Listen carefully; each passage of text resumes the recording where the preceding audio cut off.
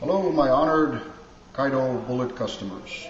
We are now at the final stage of enlargement of the load port on a Pietta Remington.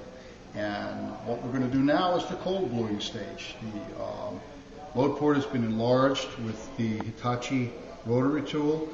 It's been sanded or polished with number 4 steel wool, and now we're going to heat this with a heat gun. I recommend you can use a heat gun or a dryer, and then we're going to cold blue it with PermaBlue from Birch with Casey.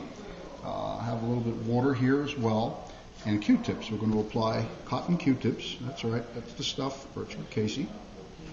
Number 4 steel wool again to in between coats. They recommend 3 or 4, but I say go at least 7 to 10 or more, because that will generally restore the look of the blue and be animate about it. And water.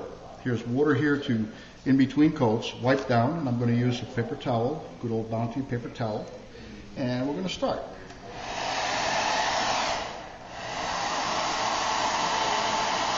So basically, right there, I'm going to heat this baby up into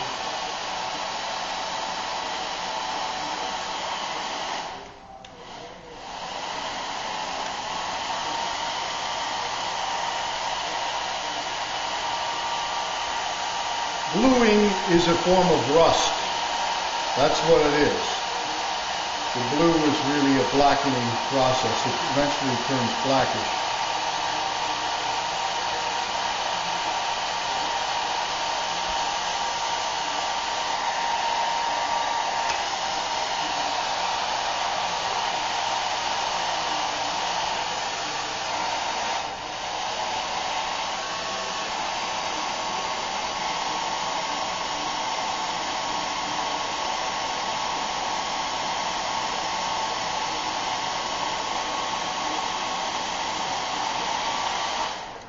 Now, this has been shaken. Q-tips, 2 of them at least. In. See, it's on there. Here it is. Instantly, look at that. Just about.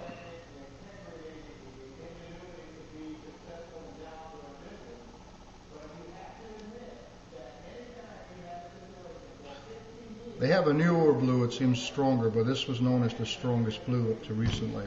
So that's the first coat. I'm going to let this dry for, they recommend a minute in between coats, roughly a minute or so. And sometimes you want to let it go more, less, depends on how you feel. Let it dry, and then what I'm going to do is I'm going to dip this here, dipping it right now in the water. I'm going to wipe it down. I'm going to take some of the dry one as well. Have that standing by and dry the area off immediately.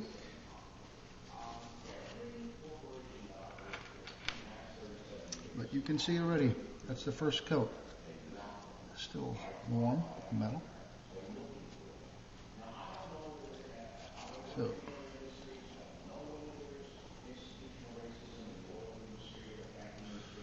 It's got its water on there, a little bit of steel wool.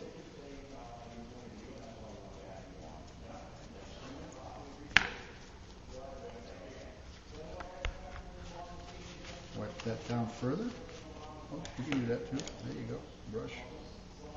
Use a brush as well. And now coat number 2 goes on. Back into the bluing solution from Birch with Casey. I switch after so many coats. I'll turn around and use the other side of the Q-tip swabs to give nice pressure. So this is number 2.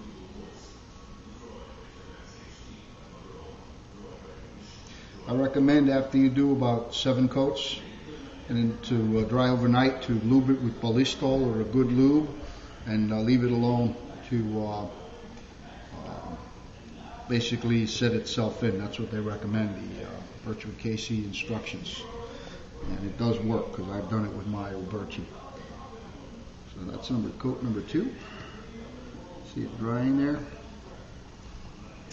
And we're going to go up with this here. I'd say we're going to do another 5 coats, just to be safe. If I feel it's sufficient, then we'll stop there and we'll lube the area, put it back together, and check it out the next day, what it looks like. Should be fine. But that's how you do it. So thank you for viewing. If you have any questions, feel free to email me or leave a comment. My next one will be on a 1851 Pietta 44. That requires, on every one, I haven't seen one that will take my bullet, or a real conical. The whole entire load port has to be completely widened. It's hit or miss with Pietta or the Remington designs, and even the 1860 Armies. Some don't require it at all, and some do. So you, the owner, will have to know that you have a well-regulated percussion revolver, preferably steel frame. That's the only one I recommend for my Kaido bullets. They reach magnum, achieve magnum power, and they were designed for big game dangerous hunting, and they do so, they work so very effectively, as proven in tests by hunters and by noted gun writers. Thank you for watching, and hope that this helps you take care of this problem for some of you. Be well.